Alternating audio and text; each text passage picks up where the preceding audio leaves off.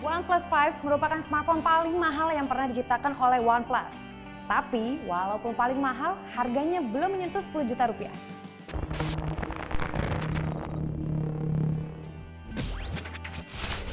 Untuk pertama kalinya, OnePlus menciptakan smartphone flagship dengan desain yang tidak orisinil.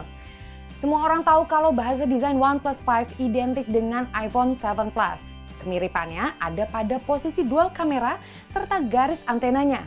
Tapi kalau dibandingkan, dimensi OnePlus 5 lebih compact dari iPhone 7 Plus. Dibanding OnePlus 3, OnePlus 5 juga masih terasa sedikit lebih ringan. Smartphone ini juga terasa tipis di telapak tangan karena bodi belakangnya yang melengkung. Tapi kami merasa sangat tidak nyaman menggunakannya tanpa casing karena benar-benar terasa licin. Selain itu, warna matte black juga membuat bagian belakang ini cukup mudah kotor ketika tangan basah atau berminyak. Hal ini dikarenakan bodinya yang terbuat dari metal dengan finishing sangat halus. Sementara di sisi depan masih ada tombol home kapasitif. Kita bisa menyentuhkan jari untuk membuka lock screen dengan ekstra cepat dan akurat. Sedangkan layarnya yang berdimensi 5,5 inci terlihat hitam pekat saat mati, seolah menyatu dengan warna bodinya. Layar ini juga sudah dilindungi Gorilla Glass 5 dan sudah terpasang screen protector dari sananya. OnePlus 5 juga memiliki LED notifikasi di pojok kiri atas, tombol power di kanan, serta tombol volume dan switch mute di sisi kiri. Di bagian bawahnya terdapat port USB-C dan jack audio 3,5 mm. Kita semua tahu kalau OnePlus biasa membekali smartphone flagshipnya dengan OS Android yang bisa dibilang cukup murni.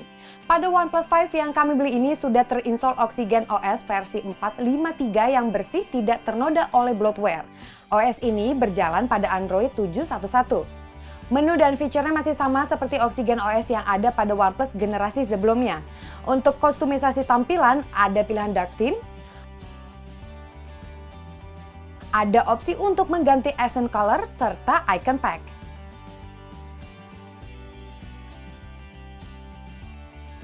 Sementara soal feature, masih ada opsi untuk menukar posisi tombol navigasi ataupun menonaktifkan tombol navigasi kapasitif dan menggantinya menjadi tombol on-screen. Satu lagi yang menjadi ciri khasnya tidak lain adalah sederet feature gesture berikut ini.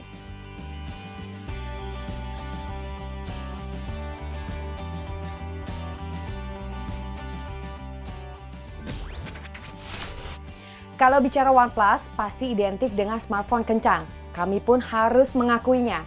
Karena tidak mau tanggung, jadi kami memutuskan untuk membeli versi RAM 8GB dan storage 128GB. Ada pula versi RAM 6GB dan storage 64GB. Kalau mau tahu seberapa kencang OnePlus 5, skor AnTuTu benchmark ini mungkin bisa memberikan gambaran untuk Anda. Ya, ini adalah skor AnTuTu paling tinggi yang pernah kami dapat saat menguji sebuah smartphone. Dengan RAM besar, rata-rata game atau aplikasi yang berjalan di background tidak akan tertutup dan bisa langsung dilanjutkan ketika kembali menjalankannya.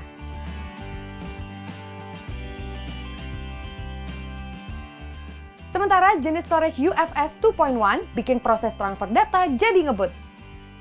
Soal main game, CPU Snapdragon 835 dan GPU Adreno 540 adalah raja platform Android untuk saat ini. Jadi Anda bakal mendapatkan FPS dan kualitas visual yang maksimal. Apalagi layar OnePlus 5 masih beresolusi Full HD.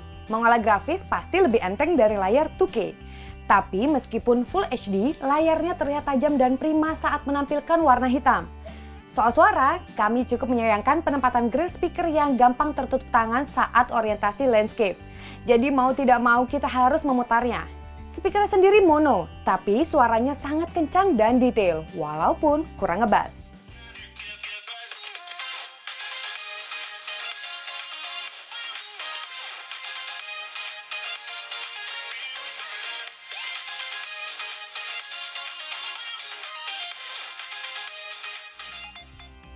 Nah, satu lagi keunggulan OnePlus 5 adalah fitur Dash Charge. Speed pengisiannya kurang lebih sama seperti OnePlus 3T. Pun begitu dengan ketahanan baterainya. Meski kapasitasnya kini meningkat dari 3000 menjadi 3300 mAh. Daya tahannya kurang lebih sama. Untuk pemakaian medsos yang intensif, SOT yang kami dapatkan sekitar 5 jam. OnePlus ternyata tidak hanya mengutamakan sektor hardware saja. Pada smartphone barunya ini, OnePlus menghadirkan konfigurasi dual kamera yang serupa iPhone 7 Plus. Xiaomi Mi 6, dan Asus Zenfone Zoom S. Kamera utama OnePlus 5 beresolusi 16 megapiksel, normal zoom f1.7 yang sudah dilengkapi PDAF dan ACE berbasis gyro. Sedangkan kamera satunya lagi beresolusi 20 megapiksel dengan optical zoom 1,6 kali dan f2.6.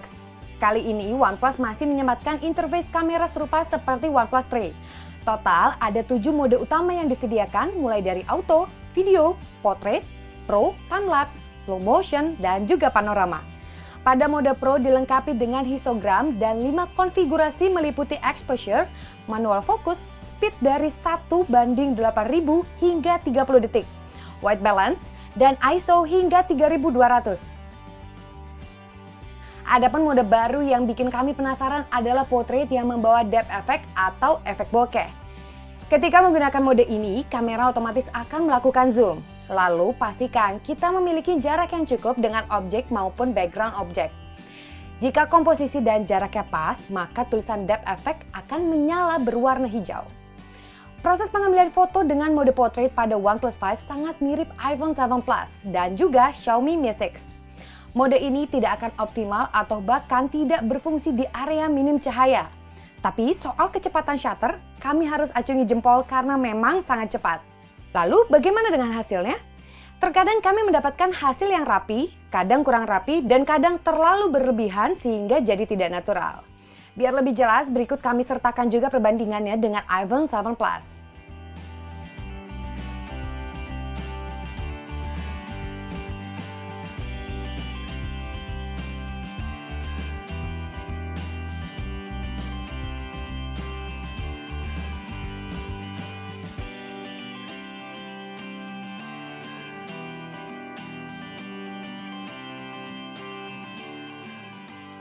Untuk mode auto, rata-rata hasil jepretannya bikin terlihat lebih wah dari aslinya.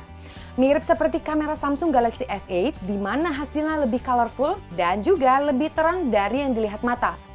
Sementara untuk perekaman video, kamera utamanya ini sanggup merekam hingga 4K 30 fps atau Full HD 60 fps. Hasilnya cukup memuaskan. Namun dibandingkan kamera iPhone 7 Plus, kemampuan stabilizer OnePlus 5 masih kalah.